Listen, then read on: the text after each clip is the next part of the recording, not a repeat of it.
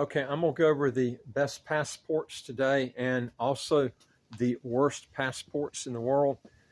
And then I'm gonna tell you the ones uh, that I think you ought to pick because this came out in a report that Henley put out. But I'm gonna tell you the ones that that I like the best that aren't on this passport list as far as the top ones, because you can't just look at visa-free travel. There's so many other factors you have to look at. Some of them at the very top don't allow dual citizenship, and then you got some it would take you years if you can even get the passport. Some of them you have to learn. In fact, a lot of these you have to learn a foreign language, which I would advise you to stay away from. So anyway, I'm gonna go through the worst passports first. Then I'm gonna go through the ones that so you make sure that you don't get these. And then I'm gonna go through the best ones and the ones I think you ought to try to pick. Number one is Singapore at 193 countries, South Korea at 190 countries, and these are countries that are visa-free or visa-free on arrival that you can go to. Denmark, Finland, France, Germany, Ireland, Italy, and Spain are all ranked at number 3, with Japan at 189 countries. And then you've got at number 4, you got Austria, Belgium, Luxembourg, Netherlands, Norway, Portugal, and Sweden at 4. All of these are tied at number 4. And then at 8th place, you got UAE and UK. The UAE actually has gone way, way up. In fact, it's gone up about as much as any of the other ones. And the UK has dropped tremendously. In fact, I think it was back in 2015 or something like that. It was number 1. I mean, it's really, really dropped a lot. And then you've got the worst ones. I'll start at the bottom is Afghanistan. It's got the worst passport in the world. Syria is the next last. Then you got Iraq. And then you've got a bunch of them that are tied next, which is Bangladesh, Nepal, North Korea, Yemen, Pakistan, and Somalia.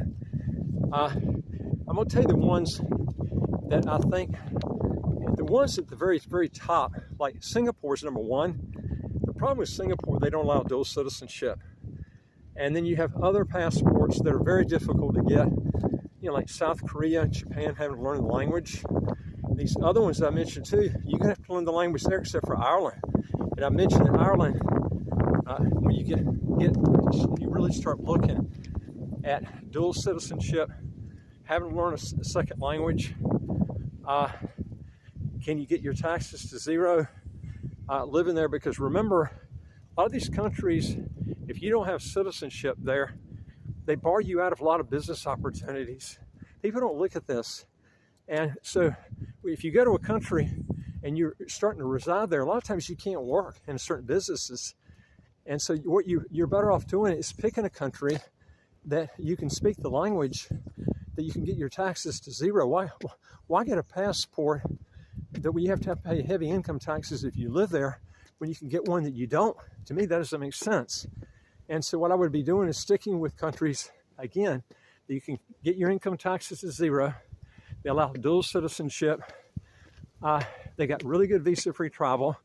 These are the things that you want to look at because you want to be able to have a business and work there if you move there. Now, if you look at a flag theory, at our website, www.citizenshipquickly.com, you'll see you really should memorize that flag theory. That is going to tell you a lot about what you should be picking, okay? When you search for citizenship by investment countries or residency by investment countries. And what I'm telling you right now is in that flag theory, and you should really memorize that. But I would stick with countries. Number 1, you can get that passport quick. A lot of people attempt to get passports. They don't realize some of these are very hard to get. And the ones you want to stay away from, and I've told people this before, is don't get these African passports, especially the ones, Principe, that's just come out, and also Botswana. I'm going to tell you, you're going to regret getting that passport. You won't use it.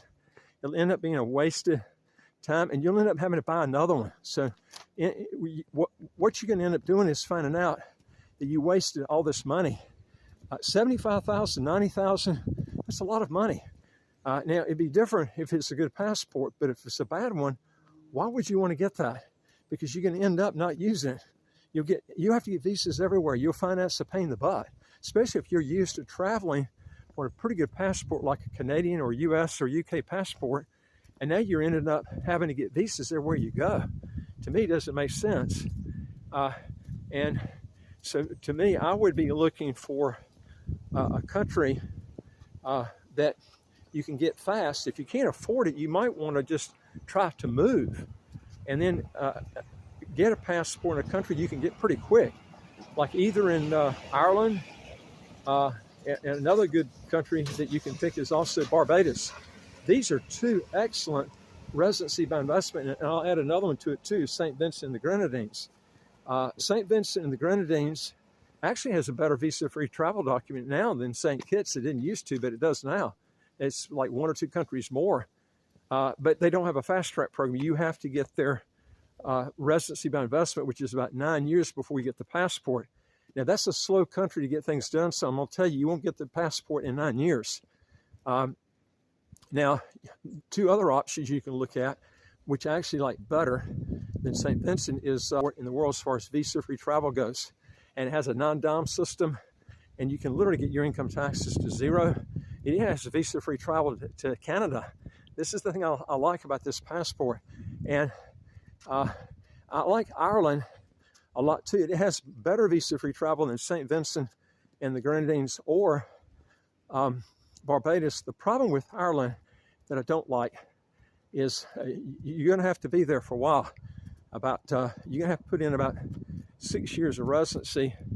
5 years of residency, but it's going to take you about 6 years to get the passport. The problem with Ireland is they do have an inheritance tax, and of course, it won't apply to you if you move out.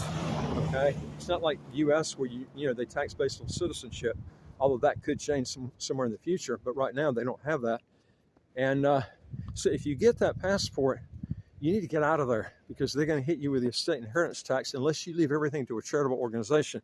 That would be different. And there are ways you can get down that somewhat before you die. But, a lot of cases, people, they don't know when they're going to die. So that's the issue there. I like Barbados better for that reasons. If you don't mind living on an island in the Caribbean, they're not really prone to hurricanes. They've had them there before, but they're not prone to them like a lot of the other ones. But Barbados healthcare is pretty good there. And they've got, like I said, visa-free. They've got visa-free travel to Canada, one of the few in the Caribbean. In fact, I'll be honest with you, I don't know of any other country in the Caribbean that has visa-free travel to Canada except Barbados. There might be another one, but I don't know off the top of my head. So this is a really good option if we look at. You can actually get a property that's only $300,000, and you can qualify for residency there. There are other options I put on other videos where you can go into buying equities in Barbados. The problem with buying equities there, though, when you have a small country like that, that stock exchange is not going to be very liquid.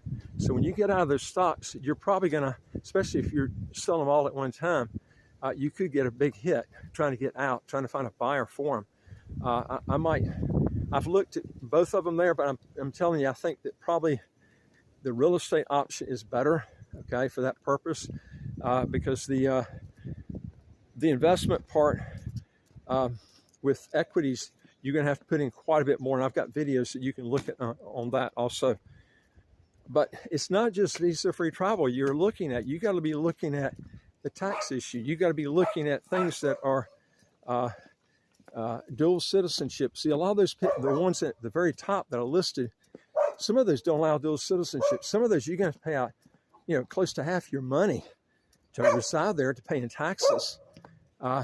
So these are things that, although their visa-free travel is good, you got to look at other things too. That you want to give up half your money in income taxes on worldwide income, because most of these that have really good passports are EU-type countries, and so you have to look at the whole ball of wax. And I'm telling you, those two that I like the best, when you look at everything across the board, is Barbados and also St. Vincent and the Grenadines with Ireland. But again, Ireland has that inheritance tax issue I don't like. So you have to look at everything and determine, which is better for you. Also, folks, you can help us out tremendously if you like our videos. Give us a thumbs up, and also pass these videos around to your friends. And don't forget, folks, this can help us out tremendously. Don't forget to hit the subscribe button on the right of your screen. You get new videos automatically as they come out. And I would like to hear from you. If you got a question or comment, just put it below. And you can go to our website, www.citizenshipquickly.com, and just ask for some help.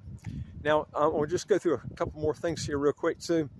One thing that I do like about the countries that about the fast track programs, I like St. Kitts and Antigua the best because they have more visa-free travel than any of the other fast track countries in the Caribbean, as far as visa-free and visa-free on arrival countries and territories you can travel to. And so, and it's not just that too. They allow dual citizenship, and you don't have income tax, no capital gains tax, no estate tax, no inheritance tax. These are the type of things you want to look for, and these are things that people don't look for, and they end up getting screwed up and trying to make decisions on things. Anyway, folks, if you want to know more on this, again, go to our website, www.citizenshipquickly.com. Just ask for some help, and I look forward to talking to you on the next video. Take care.